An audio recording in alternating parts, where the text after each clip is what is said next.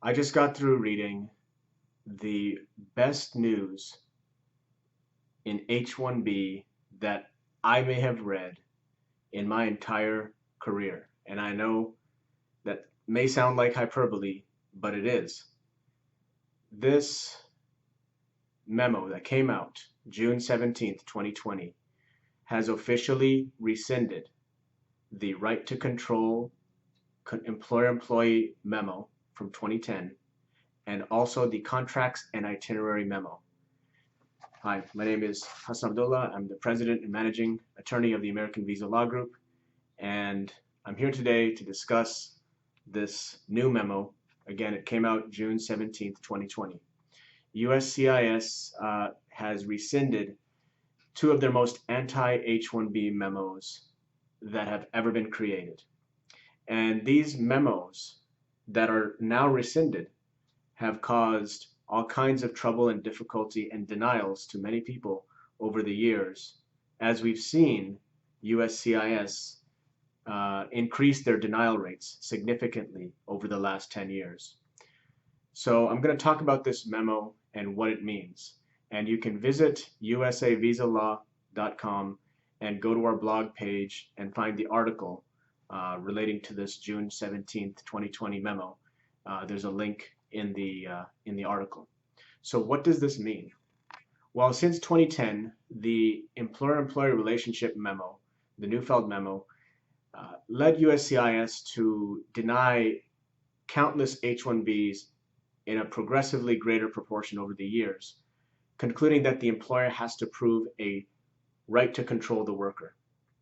And the memo redefined the statutory requirements of employer-employee relationship. So it basically said that you have to show that there's a right to control the worker in order to prove that there is an actual employer-employee relationship. This memo that just came out rescinded the 2010 memo. And now we're back to the statutory definition of employer-employee relationship, which is that the employer has to show only that it either has the right to hire, pay, fire, supervise, or otherwise control the worker. So we can speculate that all you're really going to need now to prove employer-employee relationship is a support letter attesting under penalty of perjury that there is an employer-employee relationship because the employer has an employment agreement. You can submit an employment agreement as well. And that may be all that's necessary going forward to prove employer-employee relationship. So this is just speculation. Time will tell if USCIS will expect more than just a support letter and a contract. But we still, of course, recommend submitting as much documentation as possible at the American Visa Law Group. That's what we're going to be doing. But this is a very good sign. And also, later on by 2018, things became a lot more difficult when USCIS formally issued a Contracts and Itinerary Memo. And this memo further made things more difficult by saying that you have to show day-to-day assignments and you have to provide contracts to prove that the position qualifies as a specialty occupation if you're placing the worker at a client site.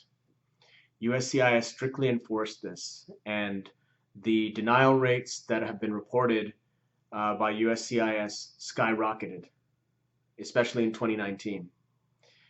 Now USCIS is saying this memo is also rescinded, and it's also saying that an H-1B petitioner is not required to submit contracts between the petitioner and third parties. It sounds too good to be true, but if you just read the memo, you'll be surprised to see what it says. We can speculate that consulting companies may be fine to just submit a support letter going forward and to explain that they're just consulting companies and attest that this is the project. A description may be sufficient. We still recommend at least providing a client letter in these cases, but we may not require contracts anymore going forward, according to this memo. So the conclusion here is USCIS may of course still find possible bases to create obstacles, but this rescission memo is possibly the best news we've seen in H-1B petitions since the program was founded.